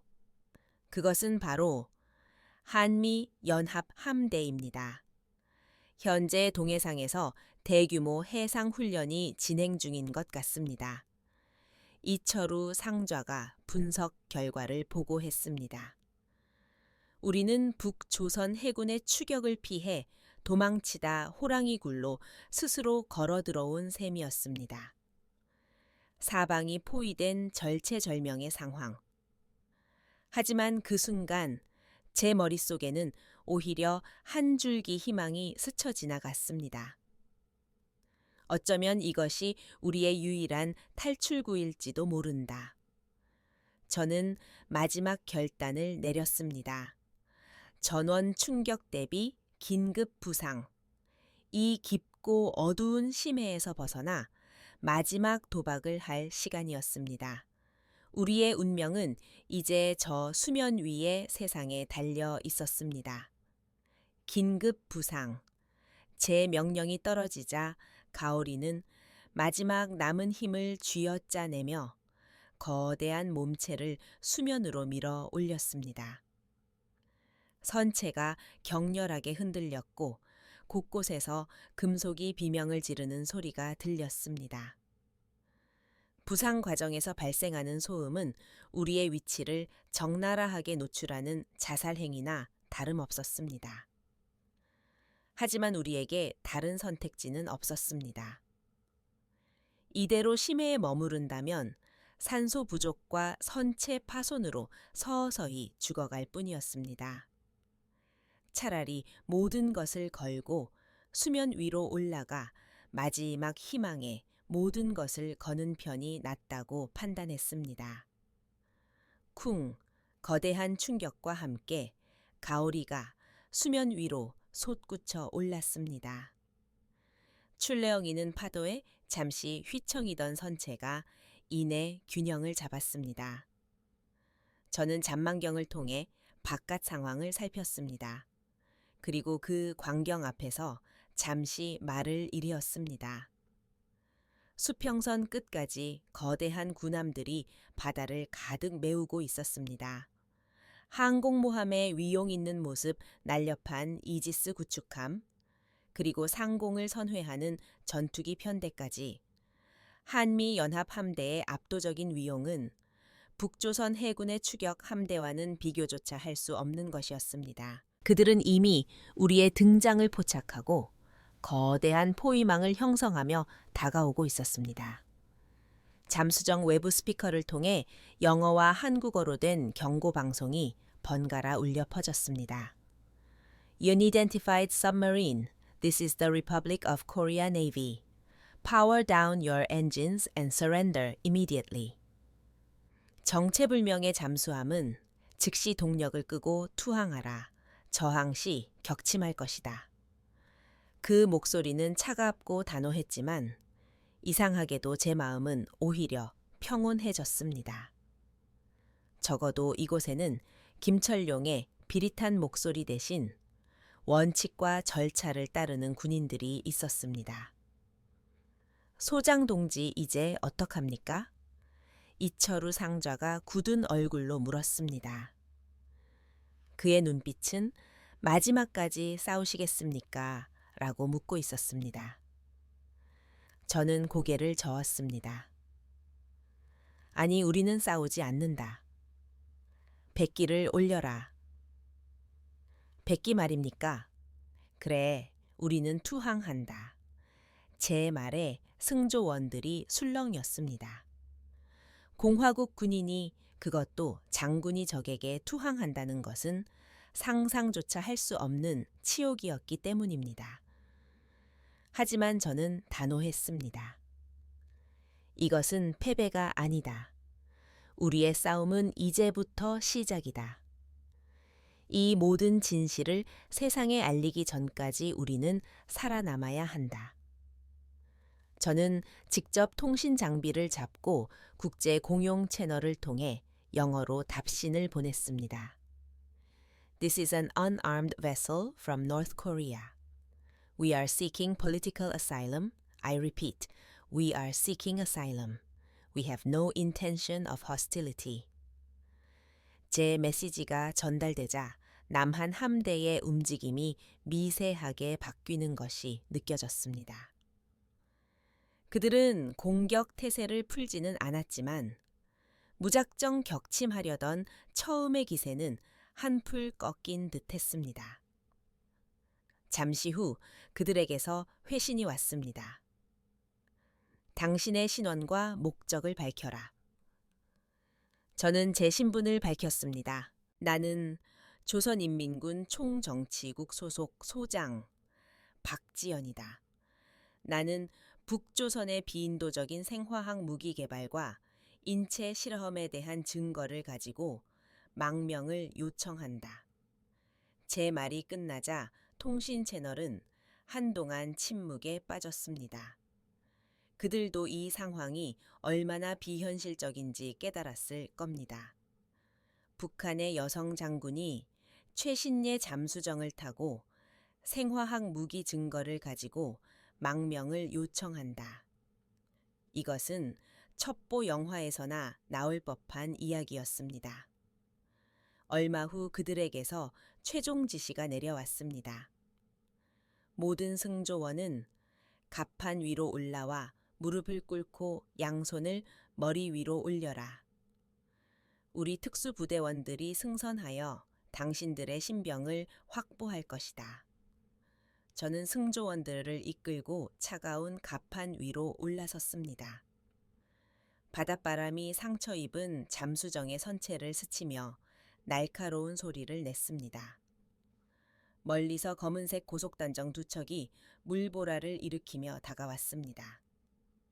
고속단정 위에는 완전 무장한 특수부대원들이 날카로운 눈빛으로 우리를 겨누고 있었습니다. 그들은 일사불란하게 가오리의 갑판으로 승선했습니다. 그리고 저는 그들의 모습을 보고 다시 한번 놀라지 않을 수 없었습니다. 그들은 모두 여성이었습니다. 대한민국 해군 특수전전단 UDT 소속 여군 특수임무대대. 그들은 강인하고 절도 있는 움직임으로 순식간에 우리를 제압하고 결박했습니다. 한 여성 대원이 제 앞에 섰습니다. 그녀의 헬멧 아래로 보이는 눈빛은 제가 평생을 군인으로 살아오며 마주했던 그 어떤 적보다도 강하고 단단했습니다. 조선인민군 소장 박지연, 지금부터 당신을 전쟁포로에 준하는 신분으로 체포한다.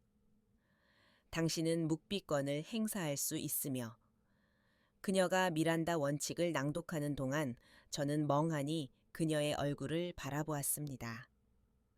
같은 민족 같은 말을 쓰는 여성. 하지만 너무나도 다른 세상에서 다른 신념을 가지고 살아온 두 명의 여군이 그렇게 동해의 차가운 바다 위에서 마주보고 있었습니다. 이 기묘하고도 운명적인 만남이 앞으로 어떤 파장을 불러 일으키게 될까요? 모든 것을 잃고 빈손으로 투항한 저에게 과연 희망이라는 것이 남아 있을까요? 우리는 때로 모든 것을 잃었다고 생각하는 순간 가장 중요한 것을 얻게 됩니다. 그것은 돈이나 명예가 아닌 바로 진실을 마주할 용기입니다.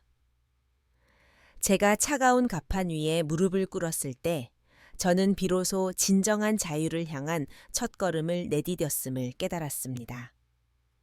차가운 갑판 위에 무릎을 꿇은 채 저는 제 손목에 채워지는 플라스틱 수갑의 감촉을 느꼈습니다. 굴욕감이 온몸을 휩쌌습니다. 평생을 적을 향해 총구를 겨눴던 내가 이제는 무장해제된 차의 포로가 되었습니다. 저를 제압한 남한 여군 대원의 눈빛에는 그 어떤 감정도 담겨 있지 않았습니다. 오직 임무를 수행하는 군인의 냉철함만이 번뜩일 뿐이었습니다. 그녀의 눈을 보며 저는 어쩌면 저 모습이 과거의 제 모습이었을지도 모른다고 생각했습니다. 당과 수령의 명령에 한치의 의심도 없이 감정을 배제한 채 임무를 수행하던 기계와도 같았던 시절의 나. 우리 승조원들 역시 말 없이 결박을 당했습니다. 그들의 얼굴에는 공포와 체념, 그리고 알 수 없는 미래에 대한 불안감이 뒤섞여 있었습니다. 우리는 고속단정에 옮겨 실려 거대한 남한 구축함으로 이송되었습니다. 구축함 갑판에 발을 내딛는 순간 저는 완전히 다른 세상에 들어왔음을 실감했습니다. 모든 것이 질서정연했고 장비는 최신식이었으며 무엇보다 병사들의 눈빛에서 북조선 군인들에게서는 찾아볼 수 없는 무총 여유와 자신감이 느껴졌습니다. 저와 제 부하들은 곧바로 분리되어 개별 신문을 받기 시작했습니다. 저는 구축함 내의 작은 회의실로 안내되었습니다. 테이블 건너편에는 남한 정보기관 요원으로 보이는 2명의 남자가 앉아 있었습니다. 한 명은 50대 중반에 노련해 보이는 사람이었고 다른 한 명은 30대 후반의 날카로운 인상을 가진 젊은 남자였습니다. 박지연 씨 맞습니까? 나이든 요원이 물었습니다. 저는 고개를 끄덕였습니다. 북에서는 동지라는 호칭만 듣다가 씨라는 말을 들으니 어색하기 짝이 없었습니다. 당신이 북한 인민군 소장이라는 것을 증명할 수 있습니까? 저는 제복 안주머니에 있던 신분증을 꺼내 테이블 위로 밀었습니다. 그들은 신분증을 이리저리 살피고 컴퓨터로 무언가를 대조하더니 서로 눈빛을 교환했습니다. 당신이 망명을 요청한 이유는 무엇입었던 증거를 가지고 있다고 했는데 그것은 무엇입니까? 저는 잠시 심호흡을 했습니다. 그리고 제 목에 걸고 있던 이제는 제 몸의 일부가 되어버린 이동식 저장 장치를 꺼내 보였습니다. 이 안에 모든 것이 들어 있습니다. 북조선 정권이 비밀리에 자행하고 있는 생화학 무기 붉은 안개의 개발 과정, 그리고 그 과정에서 희생된 수많은 사람들의 인체 실험 데이터가 제 말에 두 요원의 얼굴이 굳어졌습니다. 젊은 요원이 저장 장치를 조심스럽게 받아들고 옆에 있던 노트북에 연결했습니다. 암호를 해제하자. 화면에는 수많은 파일과 영상들이 나타나기 시작했습니다. 파일이 하나씩 열릴 때마다 회의실 안의 공기는 점점 더 무겁게 가라앉았습니다. 화면에 나타난 것은 차마 눈 뜨고 볼 수 없는 끔찍한 광경들이었습니다. 유리 격벽 너머의 실험실. 그 안에서 정체불명의 붉은 안개에 노출된 사람들이 피를 토하며 쓰러져가는 모습. 고통에 몸부림치다 경련을 일으키는 모습. 살아있는 사람을 해부하고 그 장기를 분석하는 영상 기록까지. 그것은 인간이 인간에게 저지를 수 있는 가장 잔혹한 행위의 기록이었습니다. 영상을 보던 젊은 요원은 결국 참지 못하고 고개를 돌렸고 노련한 요원조차 창백해진 얼굴로 입술을 깨물었습니다. 파일 중에는 희생자들의 명단과 신상 정보, 그리고 실험을 주도한 김철용 상장을 비롯한 책임자들의 서명이 담긴 보고서도 있었습니다. 이것이 정말 사실입니까? 노련한 요원이 떨리는 목소리로 물었습니다. 제 동생 박재혁도 저 명단 안에 있습니다. 저 영상 속에서 희생된 사람들 중 한 명이었습니다. 제 목소리는 건조했지만 그 안에는 끓어오르는 분노가 담겨 있었습니다. 그날 이후 저는 부산항으로 이송되어 국가정보원 지하의 비밀시설에 격리되었습니다. 그곳에서 한 달간 혹독한 합동신문이 진행되었습니다. 국정원, 군정보사, 경찰통일부 등 각 기관의 전문가들이 돌아가며 저를 신문했습니다. 그들은 처음에는 저를 믿지 않았습니다. 북한이 남한 사회를 혼란에 빠뜨리기 위해 보낸 고도의 위장 탈북자, 즉 위장 간첩일 가능성을 염두에 두고 집요하게 저를 떠보려 했습니다. 하지만 제가 가진 증거는 너무나도 명백하고 충격적이었습니다. 저장 장치의 데이터는 남한 최고의 과학자들과 군사 전문가들에 의해 분석되었고 그것이 조작되지 않은 진실이라는 것이 밝혀졌습니다. 제가 제공한 정보는 엄청난 파장을 불러왔습니다. 남한 정부는 극도의 보안 속에서 이 문제를 다루기 시작했고 미국을 비롯한 우방국들과 긴밀히 정보를 공유했습니다. 한 달간의 신문이 끝난 후 저는 일반 탈북자들이 거치는 하나원으로 보내졌습니다.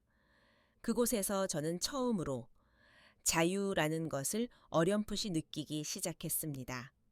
정해진 규율은 있었지만 북한의 숨막히는 통제와는 비교할 수 없었습니다. 무엇보다 내가 무엇을 생각하고 무엇을 느끼는지 솔직하게 표현해도 된다는 사실이 낯설면서도 신선한 충격이었습니다. 저와 함께 탈북한 부하들은 신원 확인 절차를 거쳐 저와 마찬가지로 하나원에서 남한 사회 적응 교육을 받게 되었습니다. 방사능에 피폭되었던 최정훈 중사와 그의 부하들은 국군 수도병원에서 최상의 치료를 받았지만 안타깝게도 너무 늦었습니다.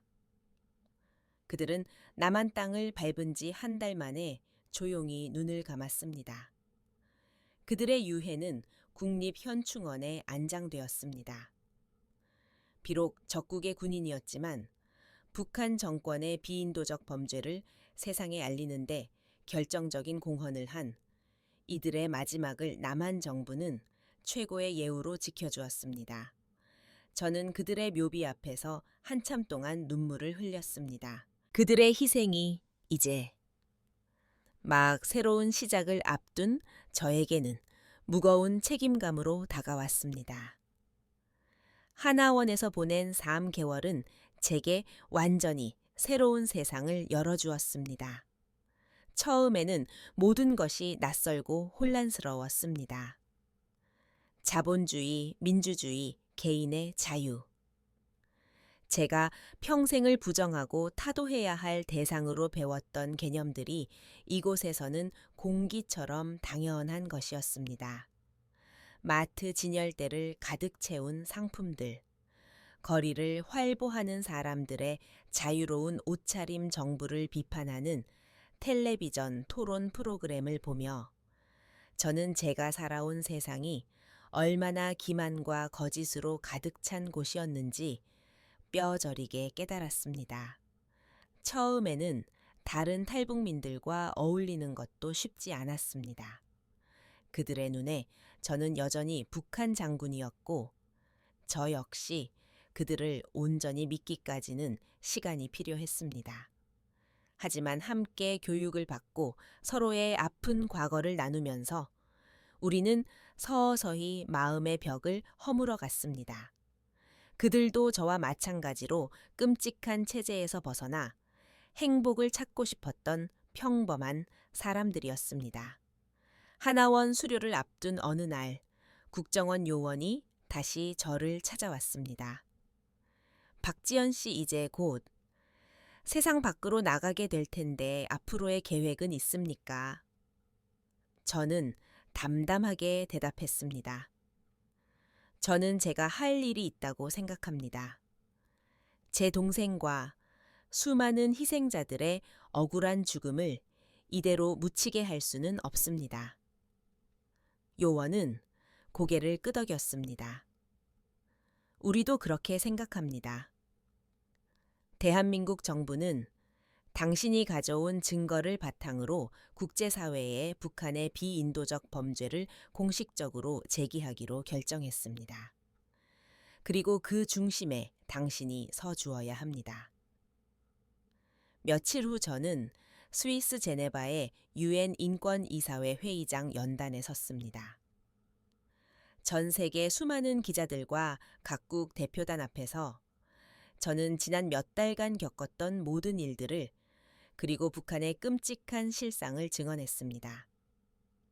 처음에는 담담하게 시작했던 증언은 동생의 이야기를 하는 대목에서 결국 울음으로 터져 나왔습니다. 제 손에 들린 이동식 저장 장치의 영상이 대형 스크린을 통해 상영되자 회의장은 충격과 경악으로 술렁였습니다.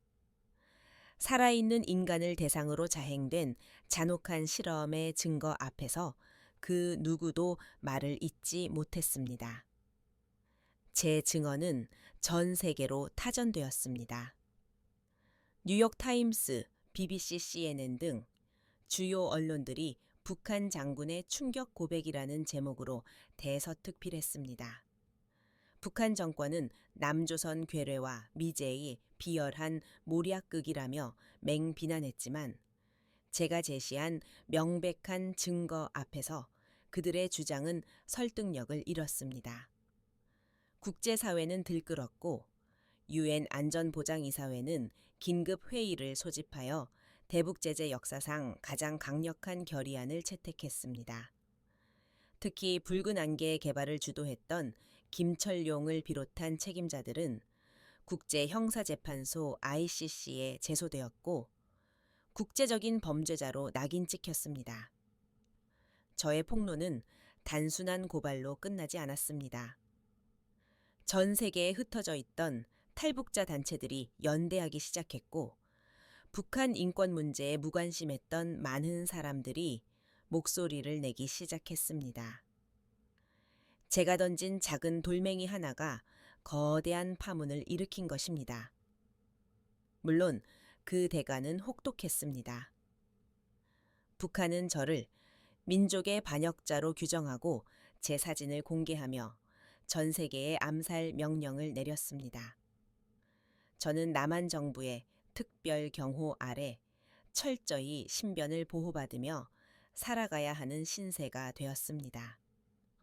더 이상 박지연이라는 이름으로 자유롭게 거리를 활보할 수 없게 된 것입니다. 하지만 저는 후회하지 않았습니다.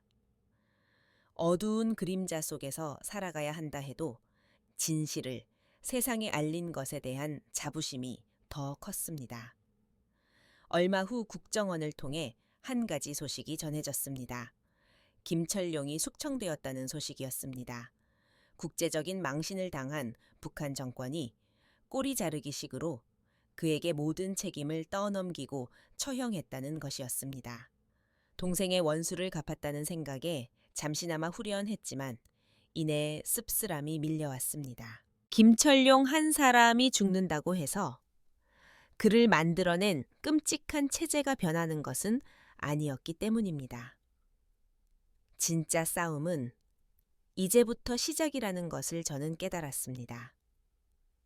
과연 저는 이 싸움을 끝까지 감당할 수 있을까요? 그리고 이 싸움의 끝에서 제가 진정으로 원하는 평화를 얻을 수 있을까요? 본 콘텐츠는 실화를 바탕으로 하고 있으나 이야기의 흐름과 감동을 위해 AI의 창의적인 각색과 허구적 요소가 일부 포함되어 있습니다. 이를 통해 시청자 여러분께 더 깊은 울림과 교훈을 드리고자 하니 이 점 참고하여 시청해 주시기 바랍니다. 시간이 흘렀습니다. 제네바에서의 증언 이후 제 삶은 완전히 바뀌었습니다. 저는 더 이상 군인이 아니었고 박지연이라는 이름 대신 여러 개의 가명을 사용하며 살아가야 했습니다. 남한 정부는 저에게 새로운 신분과 안전한 거처를 제공해 주었지만 마음 한구석의 공허함과 그림자는 쉬이 사라지지 않았습니다.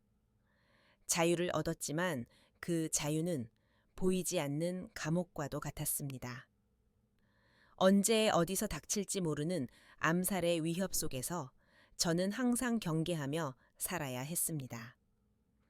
함께 탈북했던 부하들은 각자의 길을 걷기 시작했습니다. 이철우 상좌는 남한군에 특별 채용되어 그의 풍부한 경험을 바탕으로 북한 분석 전문가로 활동하게 되었습니다. 김미나 대위는 평범한 삶을 선택했습니다. 그녀는 이름을 바꾸고 작은 해안 도시에서 조용히 살아가며 바다를 보며 죽은 동료들을 위로하는 삶을 택했다고 들었습니다. 우리는 가끔 비밀리에 연락을 주고받으며 서로의 안부를 물었지만 예전처럼 함께할 수는 없었습니다. 각자의 십자가를 짊어지고 각자의 삶을 살아내야 했습니다. 저는 한동안 깊은 무력감에 빠져 지냈습니다. 복수는 끝났고 진실은 세상에 알려졌지만 세상은 크게 변하지 않는 것처럼 보였습니다. 북한 정권은 여전히 건재했고 국경 너머에서는 또 다른 제혁이 또 다른 희생자들이 고통받고 있을 것이었습니다. 제가 한 모든 일이 헛된 것은 아니었을까? 그런 회의감이 저를 괴롭혔습니다. 그러던 어느 날 한 통의 편지를 받았습니다.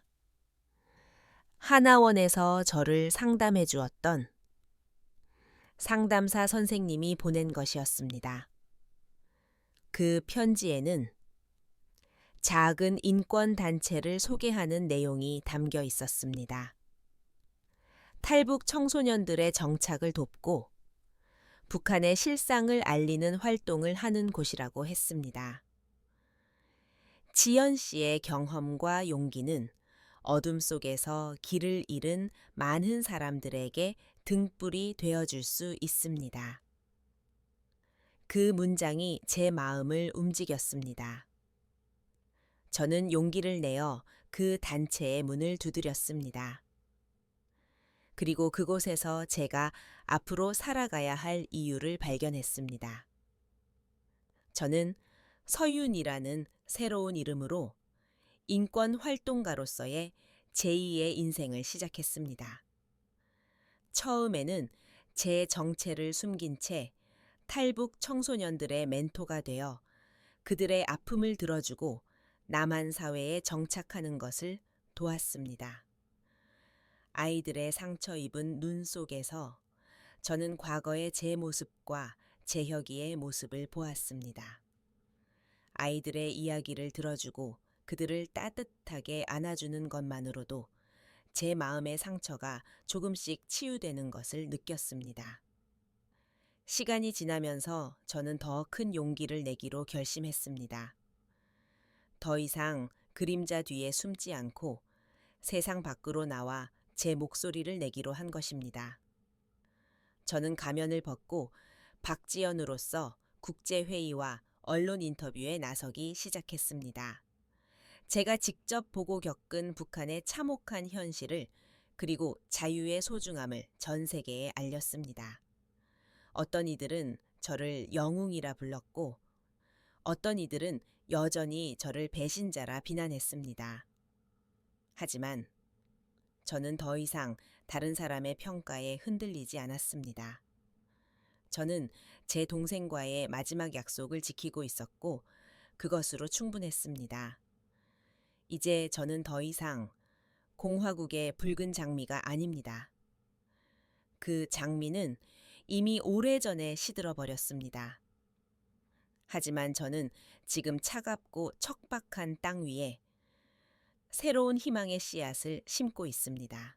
언젠가 통일이 되어 제 동생과 동료들이 잠든 고향 땅에 돌아갈 수 있는 날이 온다면 저는 그들의 묘비 앞에 하얀 장미 한 송이를 바치고 싶습니다. 그리고 이렇게 말해주고 싶습니다.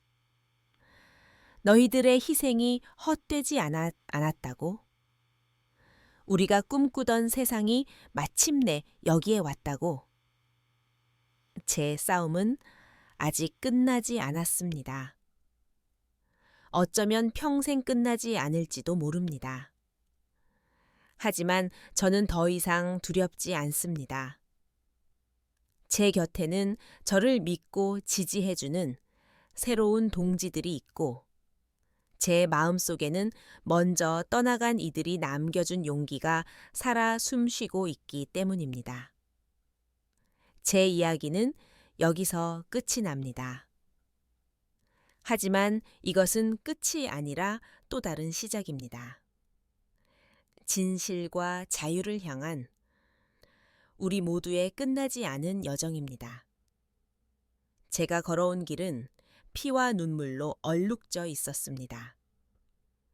조국을 등지고 동료를 잃고 사랑하는 동생의 죽음을 딛고서야 저는 비로소 진정한 자유의 의미를 깨달을 수 있었습니다. 진정한 자유란 단순히 억압에서 벗어나는 것이 아니라 고통스러운 진실을 마주하고 더 나은 세상을 위해 싸울 것을 선택하는 용기 안에 있다는 것을 말입니다.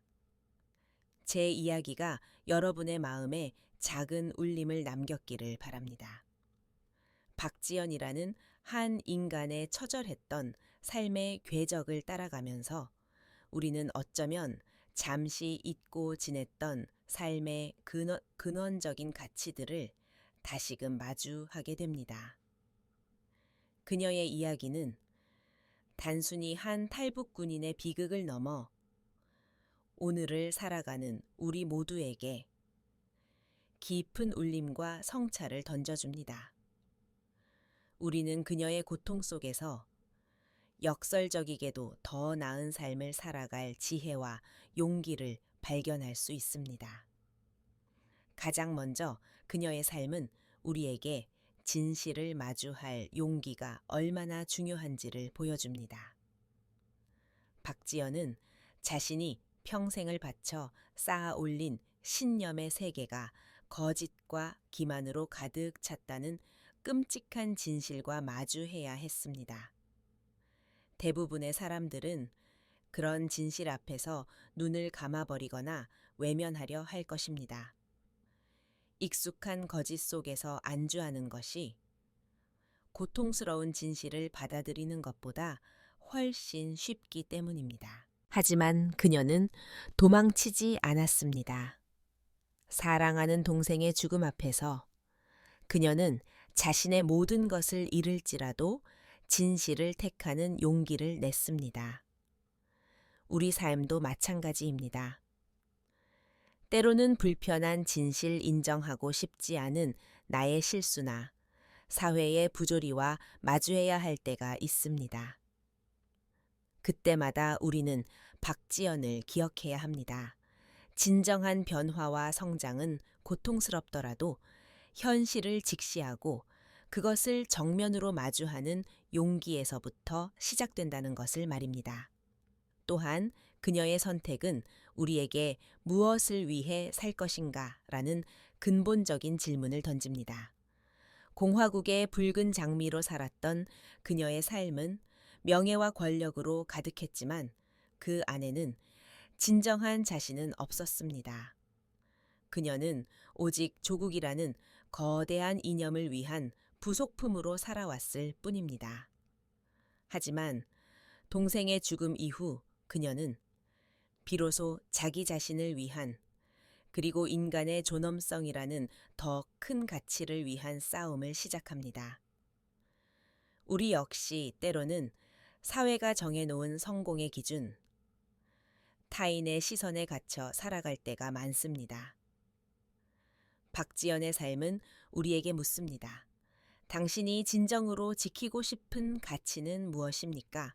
당신의 삶을 의미 있게 만드는 것은 무엇입니까? 그 질문에 대한 답을 찾는 과정이야말로 방황하는 우리 삶의 진정한 나침반이 되어줄 것입니다. 마지막으로 절망의 가장 깊은 곳에서도 희망의 씨앗을 발견한 그녀의 모습은 우리에게 깊은 위로를 줍니다.